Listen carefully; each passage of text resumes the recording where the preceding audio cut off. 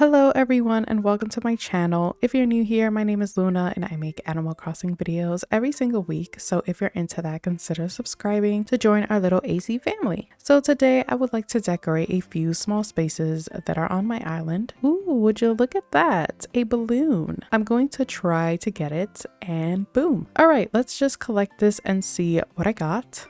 Of course, my pockets are full. This happens to me every single time. I guess I'll find out later. But anyways, like I was saying, I'm going to decorate 3 small spaces. I'm going to start with this one which is behind Blue Bear's house. I kind of wanted to create a rooftop party type of thing for her since this is behind her house. I wanted to create something for her to kind of sneak off to, like a little getaway. So I'm going to call this first one Rooftop Hangout. I had this space here for months now, ever since I created Blue Bear's house, which was one of the earlier videos that I made for this island, and every time I pass by this little area I'm just like, what do I put here? I was thinking about sectioning it off so that I'm the only one that can reach here, but then I was like, no, I wanted my villagers to walk freely around the island. I feel bad when I see people trap their villagers by surrounding their house in water. I don't have the heart to do that, so that's why I was like, no, I want this section to be accessible to everyone. I also wanted to add as much greenery to this little area as possible. I'm trying to get rid of most of my flowers off of my beach so that I can start working on them. Also, look at Marshall trying to catch a bug. He's so darn cute. I love him. But for these builds, I forgot to mention that there's just a little bit of building involved. This one and the last builds are the only 2 that require a little bit of building some cliffs and water, but majority of these builds are just using custom designs, which all of the custom designs that I use in this video are found in the description below. Something that I noticed from my builds is that I haven't incorporated any of Celeste's DIYs like the Nova Light and the Crescent Moon chair. For this area, I did go with a Crescent Moon chair in green. I thought it fit so well in this area and it did add that fairycore element. I added a few trees in different sizes just because I didn't want to block off the view from the back. I love using the log bench as a little mini table. I always wanted to add a table, but all of the tables that are in this game are huge, so the log bench and the log stool are perfect for outside. I'm using my favorite path at the moment, which I use in every single build, just to kind of cover up some of the empty space that I have. And then on the left, I'm just going to add a stone circle to also fill up the empty space here because I didn't know what else to put here. I forgot about this present, so let's see what I got. Nice, we got 10,000 bells. I can use that towards my storage upgrade.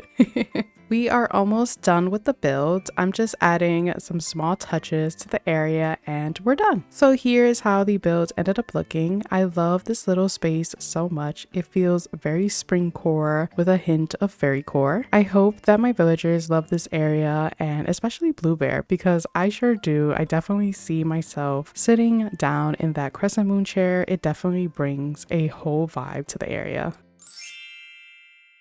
For this next build, I have this weird intersection. I have 4 ways where you can enter here. I've left this area empty for so long because I had no idea what to do here. I decided to decorate this area today because I figured I'm not the only one that has this on their island and I can't be the only one that struggles to figure out what to put here. So let's struggle together and let's build something beautiful. Not gonna lie, this one was a bit tricky to do. I was trying to figure out how I can connect all 4 sections and make it seamless. I started off by filling up the corners with some greenery and then I figured that I needed to add something to connect the paths together. I started off by adding some different wooden plank designs. I felt like this was perfect and it will tie the area together. I'm not really sure what I was going for this area. I just wanted to connect everything together but make it have a purpose. I decided to add a baby bamboo tree. I love love the second stage of growth. It's so unique and it does add a different element to the area. I'm using these purple flower stepping cliff codes to connect these two areas together, and then I'm filling in the in-betweens with some flowers, weeds, and some custom designs. I love these cliff codes so much. They really add a lot of personality to the area. Just like the glowing mosses and vines, I love them all so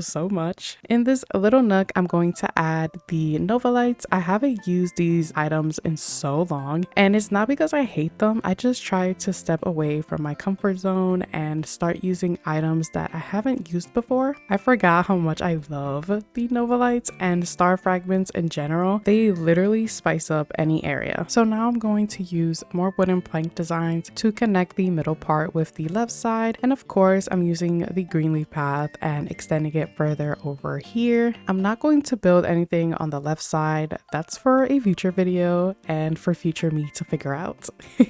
But if you have any suggestions, leave them in the comments below. I would love to hear them. And now to finish off the area, I'm going to use the same green leaf path and create a little patch here just to fill up the empty space. And with that, we are done with the build. This is how I filled up my intersection. I absolutely love how it came out. The custom designs really came through for this area. If you're curious about the sunken area on the left, I do have a video up on my channel, which I will leave in the time cards on top, and a link to that video in the description below. Now on to our third and final build for today.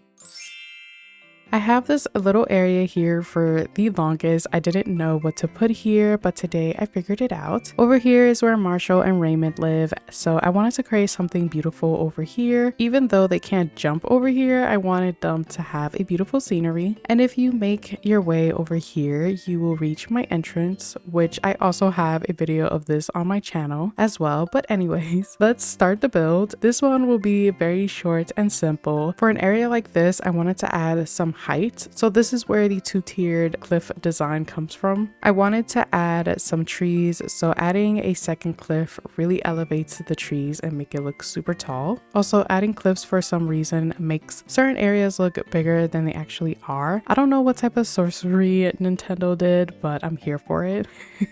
Now for the top of the cliff, I know I wanted to add a tree, but I also wanted to add another crescent moon chair. I really loved how it looked for the first build, and I kind of wanted to add it again here. Because I don't have that much space here, I'm just going to fill up the top part with a bunch of bushes, flowers, and then I'm going to leave some space for the crescent moon chair. Now for the bottom area, I'm going to place some custom designs as usual, and then I'm going to add some butterfly models just because I'm obsessed with them and I need to add them in like every build.